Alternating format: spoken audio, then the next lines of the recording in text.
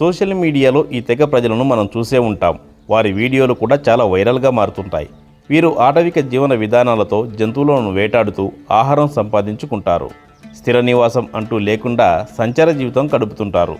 ఈ ఆధునిక ప్రపంచంలో అత్యద్భుతమైన శాస్త్ర సాంకేతికను సంపాదించి విశ్వం అంచు వరకు ప్రయాణిస్తున్నాం. కానీ అదే క్రమంలో నాణ్యానికి రెండో వైపులా మన భూమిపై ఇంకా ఇలాంటి అరుదైన ఆటవిక జాతిని కూడా చూస్తున్నాం. అసలు ఎవరు ఈ ఆటవిక తెగ ప్రజలు? వీళ్ళ జీవిత విశేషాలు ఏమిటి? ఈ వీడియోలో పూర్తిగా తెలుసుకుందాం. వీరంతా ఆఫ్రికాలోని టాంజానియా దేశంలో హెడ్జాబీ ల్యాండ్ ప్రాంతంలో నివసించే హడ్జాబే తెగ. వీరు ఒక స్వతంత్ర గిరిజన వేటగాల సమూహం. వీళ్ళు ఇప్పటికీ సంప్రదాయ వేట, ఆహార సేకరణ వంటి జీవన విధానాన్ని అనుసరిస్తున్నారు. ఇంకా పూర్తి వివరాల్లోకి వెళితే వీళ్ళు ప్రధానంగా వేట, అడవి ఫలాలను సేకరించడంపై ఆధారపడతారు. పురుషులు వేటాడేందుకు వెళ్ళి జంతువులను, పక్షులను, తేనె వంటివి సేకరిస్తారు. మహిళలు రకరకాల మొక్కలు, గింజలు, పండ్లు, మూలికలను సేకరిస్తారు. వీరు స్థిర నివాసం కలిగిన సమాజం కాదు. వేట మరియు ఆహారం లభ్యతను బట్టి తమ ప్రాంతాలను మారుస్తూ ఉంటారు. ప్రకృతి సిద్ధంగా లభించే మట్టితో లేదా పొదలతో వీరు తాత్కాలిక గుడారాలను నిర్మించుకొని నివసిస్తారు. వీరి భాష హడ్జా భాషగా పిలువబడుతుంది. ఇది శబ్దాల ఆధారంగా ఉంటుంది. దీనినే క్లిక్ లాంగ్వేజీ అంటారు. వీరు తమ సొంత సంప్రదాయాలు, పాటలు, నృత్యాలు కలిగి ఉన్నారు. గొర్రెలు, జింకలు, పంది వంటి వన్యప్రాణులను వేటాడి తింటారు. తేనె, మూలికలు, పండ్లు, బెల్లం వంటివి కూడా వీరి ఆహారంలో ప్రధానంగా ఉంటాయి. వీరు ఆధునిక జీవన విధానాన్ని అంతగా ఇష్టపడరు. ప్రభుత్వం, పర్యావరణ సంస్థలు వీరి సంస్కృతి రక్షణ కోసం కొన్ని చర్యలు తీసుకుంటున్నాయి. హడ్జాబే తెగ ప్రపంచంలోని చాలా అరుదైన వేటగాల తెగలలో ఒకటి. వీరి జీవన శైలి ఆధునిక సమాజంలో మార్పులు వచ్చినా సహజసిద్ధమైన జీవన విధానాన్ని కొనసాగిస్తూ ఉన్నారు. హడ్జాబే తెగ జనాభా చాలా తక్కువగా ఉంది. ప్రస్తుతం 1300 నుండి 1500 మంది మాత్రమే ఉన్నారని అంచనా. వీరిలో సుమారు 300 నుండి 400 మంది దాకా పూర్తిగా సంప్రదాయ వేట, ఆహార సేకరణ జీవన విధానాన్ని కొనసాగిస్తున్నారు. మిగతా వారు కొంతమంది సమీప గ్రామాలలో కొంతవరకు మమేకమవుతున్నారు.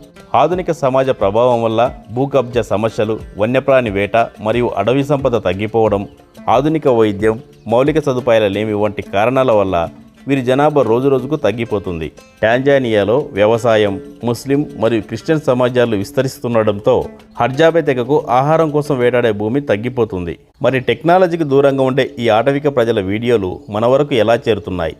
సోషల్ మీడియాలో ఎవరు పెడుతున్నారు? చాలామంది ఫోటోగ్రాఫర్లు, డాక్యుమెంటరీ ఫిల్మ్ మేకర్లు హడ్జాబే తెగ జీవనశైలిని చూపించడానికి టాంజానియా వెళ్తున్నారు. నేషనల్ జియోగ్రాఫిక్, BBC, ఇతర పర్యావరణ మరియు మానవ శాస్త్ర సంస్థలు వీరి గురించి డాక్యుమెంటరీలు రూపొందించాయి. కొన్ని సంస్థలు ఈ తెగ సంస్కృతి రక్షణ కోసం వీడియోలను బయటకు పంపిస్తూ అవగాహన పెంచుతున్నాయి. చాలామంది ప్రయాణికులు, అడ్వెంచర్ వ్యాగర్లు హడ్జాబే తెగను కలుసుకొని వారి జీవన విధానం గురించి వీడియోలు తీసి యూట్యూబ్, ఇన్స్టా వంటి ప్లాట్ఫారాలలో పెడుతున్నారు. ఆ విధంగా వీరి వేట విధానం, ఆహారపు అలవాట్లు, సంప్రదాయ నృత్యాలు మొదలైన అంశాలు ఇంటర్నెట్లో ప్రసిద్ధి పొందాయి. వీరు బయట ప్రపంచంతో మితమైన సంబంధాన్ని కొనసాగిస్తూ కొన్ని వీడియోలు అనుమతిస్తుంటారు. కొన్ని యూనివర్సిటీల పరిశోధకులు వీరి భాష, జీవనశైలి, ఆహారపు అలవాట్లపై పరిశోధనలు చేసి వీడియోలు పంచుకుంటున్నారు. వీరి వేట, ఆహార సేకరణ, జీవనశైలి ఇంకా ప్రాచీన మానవుల జీవన విధానానికి దగ్గరగా ఉందని శాస్త్రవేత్తలు విశ్వసిస్తున్నారు. ముఖ్యంగా హడ్జాబే తెగ మరీ ఎక్కువగా ఆధునిక ప్రపంచంతో కలిసిపోలేదు. అయితే కొన్ని వీడియోలు, డాక్యుమెంటరీల కారణంగా వారి జీవితం గురించి ప్రపంచం కొంత తెలుసుకుంటుంది. వీరి జీవన విధానం పర్యాటక ఆకర్షణగా మారింది. విదేశీయులు వీరిని సందర్శిస్తూ డబ్బులు చెల్లిస్తారు. కానీ దీనివల్ల వారి సంప్రదాయ జీవన విధానం మారిపోతుంది. హడ్జాబే తెగ అధికారికంగా చిన్న తెగగా గుర్తించబడింది. కానీ ఆధునిక సమాజం, భూ సమస్యలు, పర్యాటకం వల్ల వీరి జీవన విధానం మారిపోతుంది. ప్రస్తుతానికి వీరి భవిష్యత్తు నిశ్చలంగా లేదు. ఎందుకంటే పరిమిత వనరులు, ఆర్థిక మార్పులు వీరి సంప్రదాయాలను క్రమంగా ప్రభావితం చేస్తున్నాయి. ఈ వీడియో మీకు నచ్చితే లైక్ చేయండి, మా ఛానల్ సబ్స్క్రైబ్ చేసుకోండి.